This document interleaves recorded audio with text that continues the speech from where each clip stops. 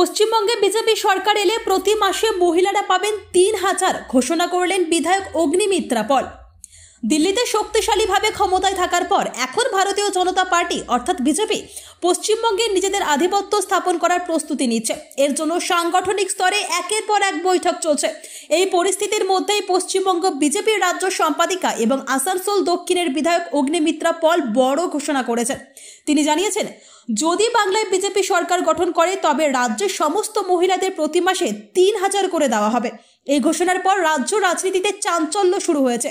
যদিও এখনো পর্যন্ত তৃণমূল কংগ্রেস অর্থাৎ টিএমসির কোনো আনুষ্ঠানিক প্রতিক্রিয়া আসেনি, তবে এই ঘোষণা তৃণমূল নেতৃত্বের কাছে এক বড় চিন্তার কারণ হয়ে উঠতে পারে। এই ধরনের রাজনৈতিক সংঘাতের প্রভাব রাজ্যের ছাত্র রাজনীতি এবং শিক্ষা ব্যবস্থার উপরেও পড়তে পারে বলে মনে করা হচ্ছে। সামনে এই লড়াই কোন পথে এগোবে তা এখন দেখার বিষয়। দিদি, আজ মূলত আপনার প্রোগ্রাম কি ছিল? আমরা একটা প্রোগ্রাম করি পাড়ায় পাড়ায় দিদি ভাই।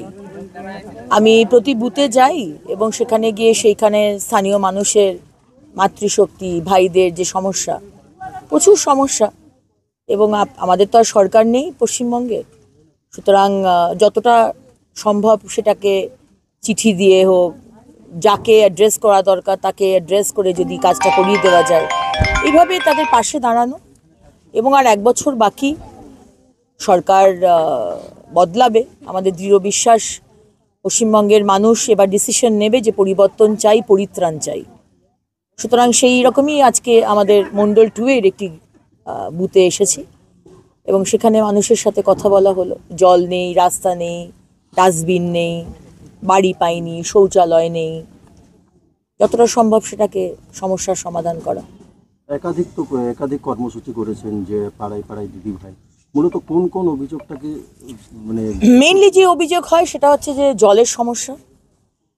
কর্পোরেশন থেকে তো বেসিক রুটি, কাপড়া, মাকান, পানি, সুরক্ষা, এটা তো সরকারের দেওয়ার কথা। এরা বিরাট টাকা চাইছে না, 4 তলা বাড়ি বানাবো, এসি চাই, ফ্রিজ চাই, সেসব চায় না। বেসিক জিনিস, মাথার ওপর ছাদ চাই, মাটির বাড়িতে থাকে। মোদিজি কোটি কোটি টাকা পাঠাচ্ছেন, অথচ এই গ্রামের মানুষের কাছে পৌঁছয় না সেই টাকা, তারা বাড়ি পাচ্ছে না। জল, বিশুদ্ধ জল সিপিএম এর আমলে করে দিয়ে গেছে সেই পাইপ, এই সরু পাইপ, সেই পাইপটাকে যে বড় করে যাতে সবার বড় হচ্ছে, বাড়ি বাড়ছে, এবার সেখানে সবার বাড়িতে যে জল পৌঁছবে, জল পাচ্ছে না। রাস্তায় জন্য অনেক দূর দূর গিয়ে জল আনতে হয়, পাশের বাড়ি থেকে জল নিতে হয়, খুব সমস্যার মধ্যে। রাস্তা নেই, অনেক বলার পরে রাস্তা হয়েছে। ড্রেন নেই, ভাবতে পারেন, বাড়ির সামনে কোনো ড্রেন নেই। এইভাবেই চলছে, এইভাবেই সরকার চলছে। সরকার আসছে, সরকার যাচ্ছে, কিন্তু এখন অব্দি তারা ড্রেন করে দিতে পারেনি। এদিকে বলে এগিয়ে বাংলা। তো এই বেসিক জিনিসগুলো যেখানে নেই, এখানে তো এটা শহর এলাকা, এটা কোনো গ্রাম নয়, শহর, টাউন, সেখানে কোথায় বাথরুম নেই, কোথায় যাবে বলুন তো বাথরুম করতে? তাইলে কি পৌরসভার যে পৌর পরিষেবা, যে বেসিক কাজ, এখানকার যে কাউন্সিলর তিনি এখানকার নন, তাই তো? তিনি এখানকার নন, এই ওয়ার্ডেরই নন তিনি, তাহলে কেন এখানে দাঁড়িয়ে টিকিট নিয়েছেন বলুন? আর যদি টিকিট নিয়ে যদি জিতেছেন, তাহলে আপনার তো রেগুলার বেসিসে এনাদের বিষয়গুলো দেখা দরকার। আজকে বারবার করে তারা পেনশনের যে টাকাগুলো, সেগুলোর জন্য বারবার লক্ষ্মীর ভান্ডার বলুন, আজকে বিধবা ভাতা, বার্ধক্য ভাতা, এটা তো মমতা ব্যানার্জির বাবা মা তো আর টাকা দিচ্ছেন না। মানে এটা যে পৈতৃক সম্পত্তি থেকে দেওয়া হচ্ছে তা তো নয়, এ তো সরকারের, আমাদের ট্যাক্স পেয়ারের টাকা থেকে এই পেনশনগুলো দেওয়া হচ্ছে গরিব মানুষকে। সেই পেনশনের টাকা পাচ্ছে না। আজকে বিধবা ভাতা বলুন, বার্ধক্য ভাতা বলুন, এগুলো পাচ্ছে না কেন? আজকে যে অ্যাপ্লাই করেনি, সে আমি বুঝতে পারি, সে অ্যাপ্লাই করেনি, আমি বললাম অ্যাপ্লাই করো, ফর্মটা দাও, আমি দেখছি। কিন্তু যে 3 বার করে অ্যাপ্লাই করেছে বলুন, 3 বার করে আজকে ওই ক্যাম্পে গিয়ে তারা দিয়েছে, কিন্তু তাদেরও তার টাকাটা আসছে না। কেন আসছে না? আপনি বলছেন যে সমস্ত কাজ হয়ে গেছে, আপনি এবার চালাকি করবেন। আমরা যেটা শুনতে পাচ্ছি যে ইলেকশনে 26-এর আগে 3,000 টাকা, 2,000 টাকা একটা থোক ঢুকিয়ে দেবেন, যেমন আপনি করে থাকেন বরাবর।